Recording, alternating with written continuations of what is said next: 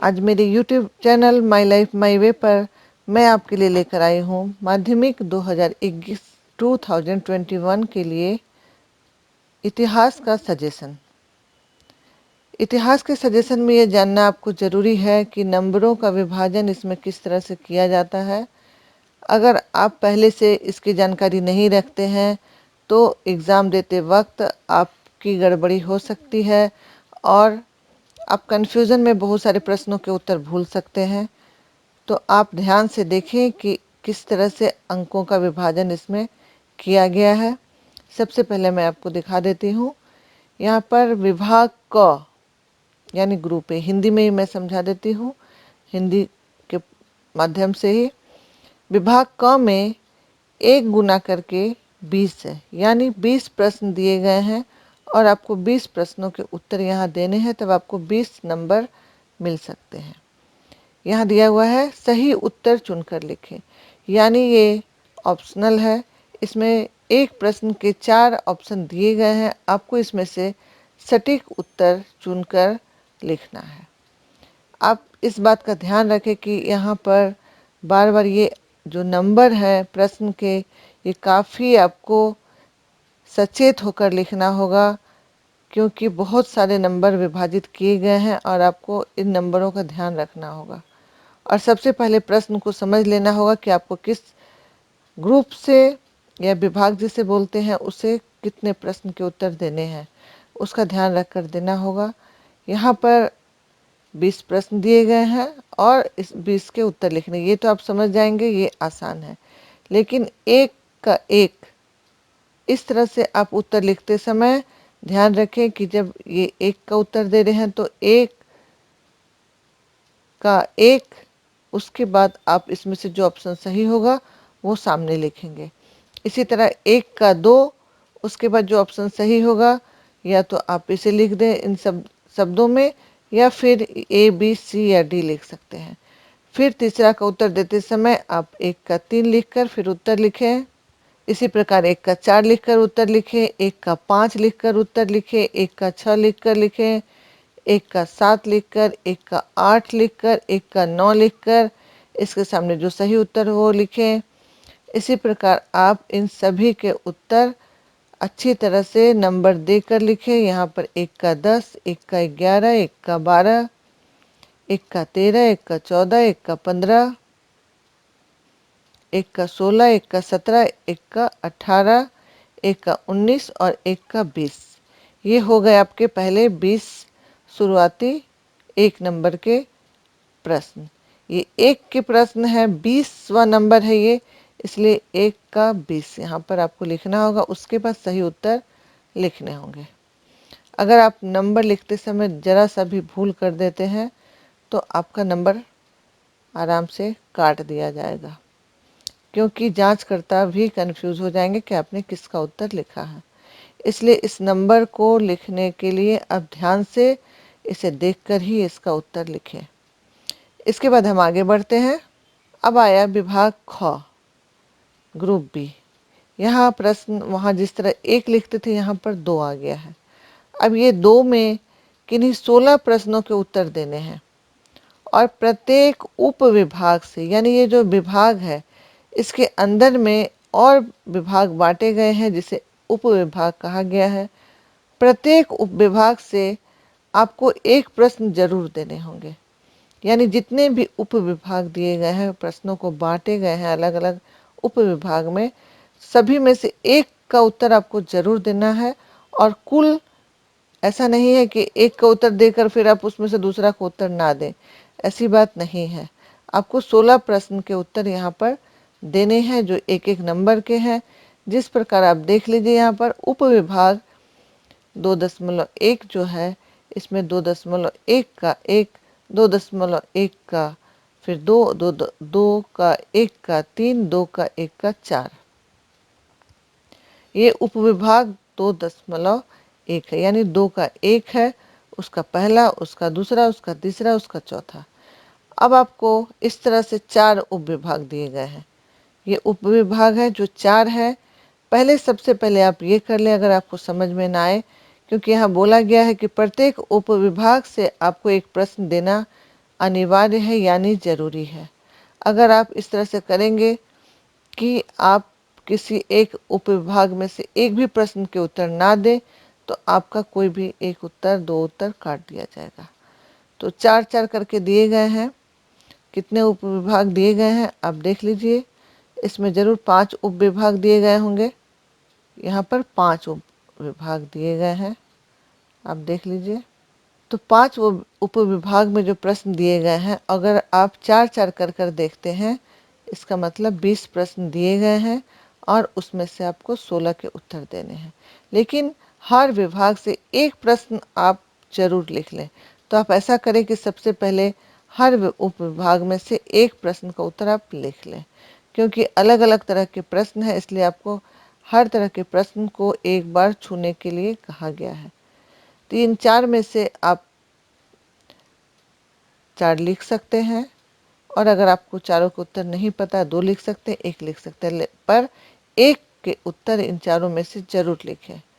उसके बाद आप दूसरा उपविभाग देखेंगे। इसमें से आपको जितने के उत्तर पता है आप वो लिखेंगे, लेकिन जब भी आप इसका उत्तर लिखें तो यह नंबर देना आप भूलें नहीं। इस नंबर को आप ध्यान से दें। अगर आप इसका उत्तर दे रहे हैं तो 2 का 3 का उत्तर लिखें। ये नंबर आप ध्यानपूर्वक एग्ज़ाम में ज़रूर दें। उसके बाद उपविभाग 2.3 है, यानी इसमें यहाँ पर स्तंभ क से ख को मिलाना है। ये क है, ये ख है। ये मैचिंग वाले प्रश्न हैं। आपको इसमें से भी कोई एक भी आप चाहे तो इसमें से कर सकते हैं। ज़रूरी नहीं है कि आपको इस खंड के ये चारों को करना है। आप कोई एक भी अगर आपको सटीक पता है तो उसके उत्तर लिख के आप आगे बढ़ सकते हैं। जिस उपविभाग में आपको प्रश्न आसान लगते हैं उसमें से आप सभी को कर लें। उसके बाद ये 2 का 4 उपविभाग आ गया। ये ध्यान रखें, ये विभाग नहीं दिया गया है, ये उपविभाग दिया गया है। अब यहाँ पर ये मानचित्र आता है।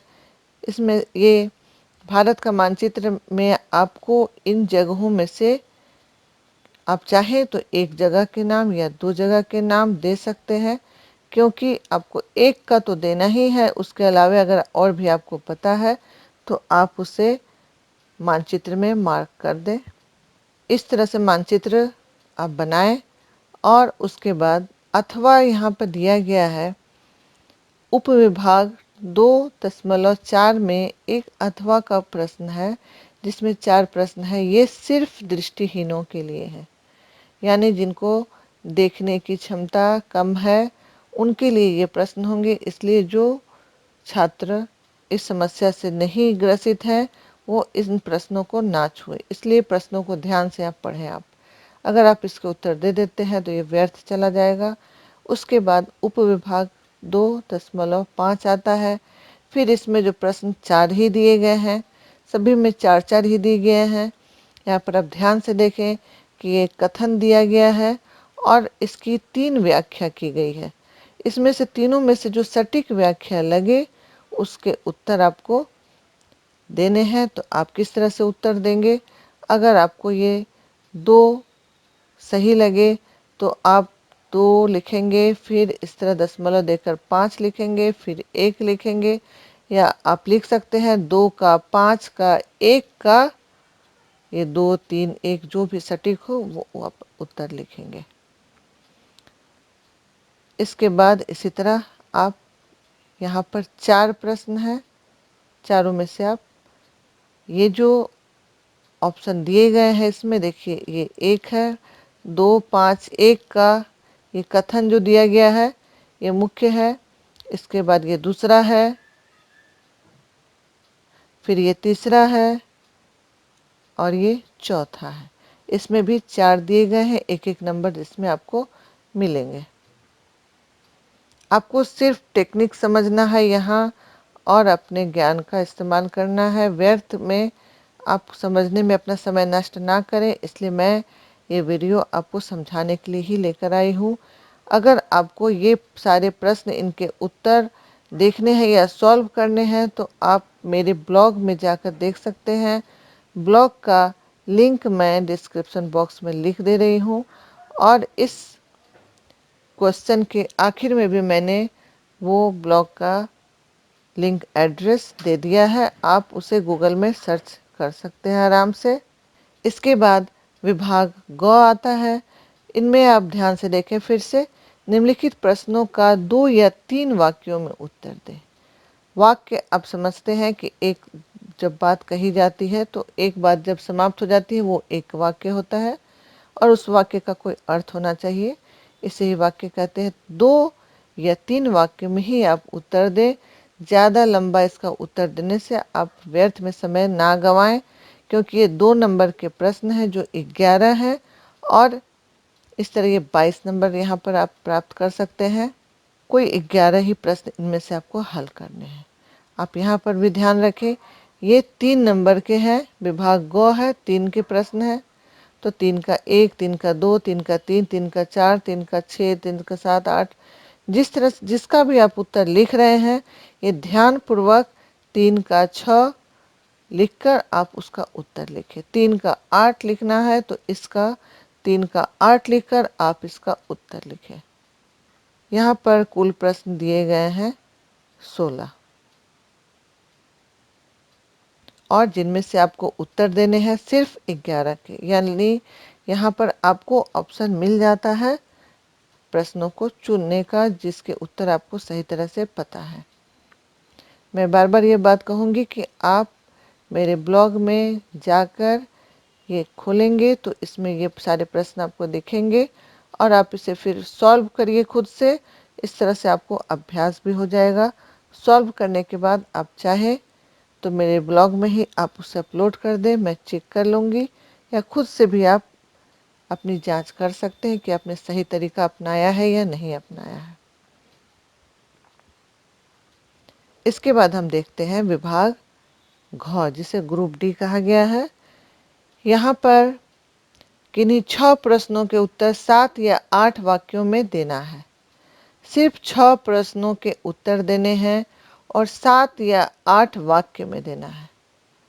वाक्य आप समझ गए होंगे, मैंने आपको बताया वाक्य किसे कहते हैं। एक सेंटेंस जब आप पूरा करते हैं, एक कोई बात कहते हैं, उसका जो अर्थ निकल जाता है वो एक वाक्य होता है। इसी तरह आप 7 वाक्य या 8 वाक्य में ही इसका उत्तर दें, उससे ज़्यादा बड़ा उत्तर देने की आवश्यकता नहीं है। और 4 नंबर के प्रत्येक प्रश्न में आपको अंक मिलेंगे। इस तरह से 6 प्रश्न के उत्तर देने हैं जिसके कुल अंक हुए 24। यहाँ पर भी आपको यह निर्देश दिया गया है, हर उपविभाग से कम एक प्रश्न का उत्तर आप जरूर दें। यानी यहाँ उपविभाग 1 जिस तरह से दिया गया है, यह 4 का 1 है, तो 1 में ये 2 प्रश्न हैं। 2 प्रश्न में से एक प्रश्न का उत्तर आपको अवश्य देना पड़ेगा, आप इसे छोड़ नहीं सकते हैं। कुल आपको 6 प्रश्नों के उत्तर देने हैं, जिसमें से इनमें से एक प्रश्न आपको लेना ही होगा। इसी तरह उपविभाग 2, यहाँ से भी आपको एक प्रश्न लेना होगा।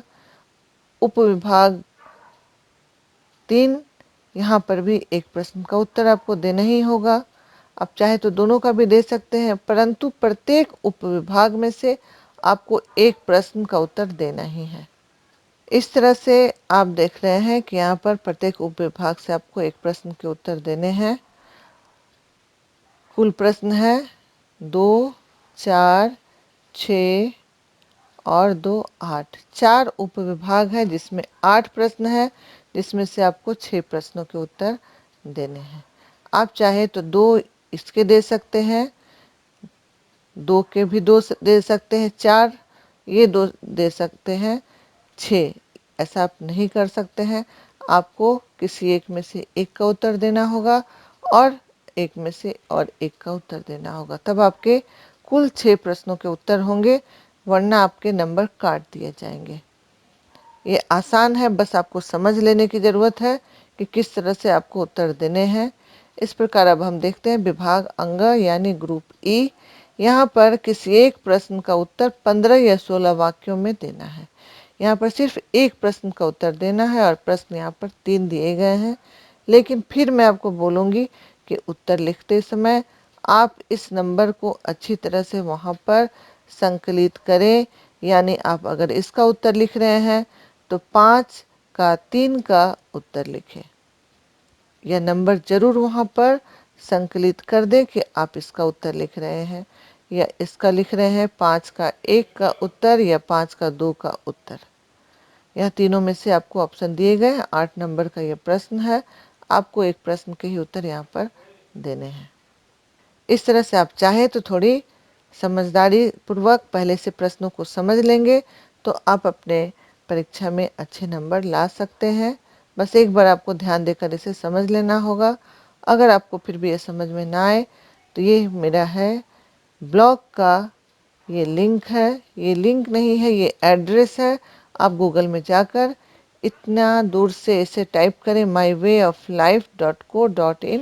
यहाँ पर मैं इसे डाल दूंगी और वहाँ से आप इस क्वेश्चन को देख सकते हैं आराम से और वहाँ पर आप अपनी कॉपी में उसे सॉल्व कर सकते हैं। इस तरह से मैं आपके लिए कुछ और भी दूसरे विषयों के सजेशन लेकर आऊँगी जो आपको अच्छी तरह से समझा सकूँ ताकि आप अपनी परीक्षा में अच्छे नंबर प्राप्त कर सकें। तब तक के लिए मेरा वीडियो देखने के लिए धन्यवाद। मैं आपसे मिलती हूँ फिर अगले वीडियो में।